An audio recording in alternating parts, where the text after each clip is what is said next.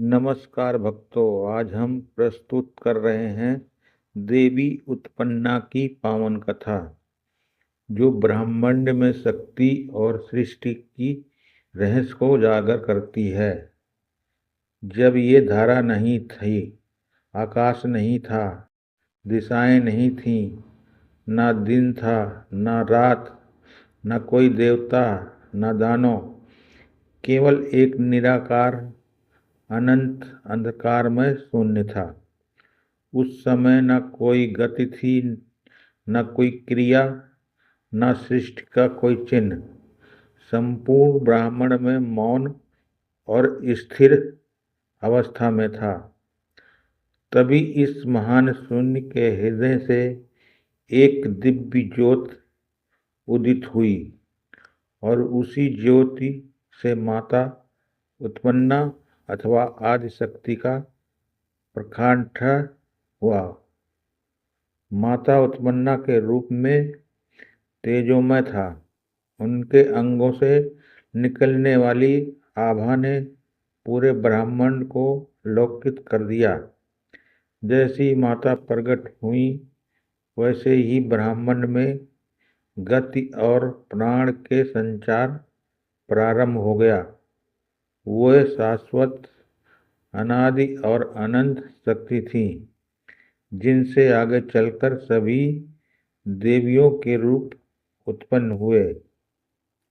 माता उत्पन्ना ने सृष्टि की प्रथम नियम स्थापित किए। धर्म, कर्म, सत्य और शक्ति के उनके संकल्प से ही तीनों देवों ब्रह्मा, विष्णु और महेश का जन्म हुआ, जिन्हें आगे सृष्टि की रचना, पालन और संहार का कार्य सौंपा गया। लेकिन ये सृष्टि शांत नहीं रहने वाली थी।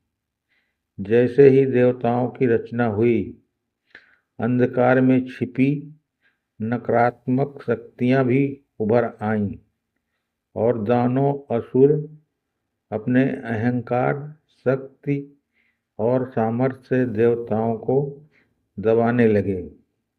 देवता असुरों के अत्याचार से त्रस्त हो उठे और उन्होंने निर्णय लिया कि वे शरण लेने जाएंगे उसी शक्ति के पास जिसने उन्हें जन्म दिया था, माता उत्पन्ना। देवताओं ने विनम्र होकर माता का आह्वान किया। उनके आह्वान से माता उत्पन्ना प्रकट हुई। उनके तेज से पृथ्वी, आकाश और दिशाएं कांप उठीं। उनके प्रत्येक रूप से शक्ति की धारा बह रही थी। उसी समय माता के भीतर से अनेक शक्ति रूप प्रकट हुए, जिन्हें हम काली, दुर्गा, चंडी, भैरवी देवी शक्तियों के रूप में जानते हैं। इसी काल में एक अत्याचारी दानव उभरा, महिषासुर। उसने कठोर तप करके वरदान प्राप्त किया कि उसे देव, दानव या मानव कोई भी नहीं मार सकेगा। बलशाली होकर उसने तीनों लोकों पर विजय कर ली। तब देवताओं ने पुनः माता उत्पन्ना का ध्यान किया। माँ ने प्रकट होकर अपनी शक्तियों का संयोग किया और एक अद्वितीय, परम तेजस्वी योद्धा रूप धारण किया। महालक्ष्मी, माता महालक्ष्मी ने देवताओं को आश्वासन दिया कि अधर्म कभी धर्म पर विजय नहीं हो सकता। उनके संग्राम की गर्जना से दानव लोग भयभीत हो उठा। महिषासुर माँ के बीच भयंकर युद्ध हुआ, जो 9 दिनों तक चला। अंततः दशमी के दिन माता ने महिषासुर का वध किया और जगत का अत्याचार से मुक्त कराया। यही रूप आगे चलकर नौ दुर्गा के रूप में पूजित हुआ। माता उत्पन्ना की कथा हमें यही सिखाती है। सृष्टि ही सृष्टि का आधार है। धर्म और सत्य की रक्षा के लिए माँ स्वयं रूप धारण करती हैं।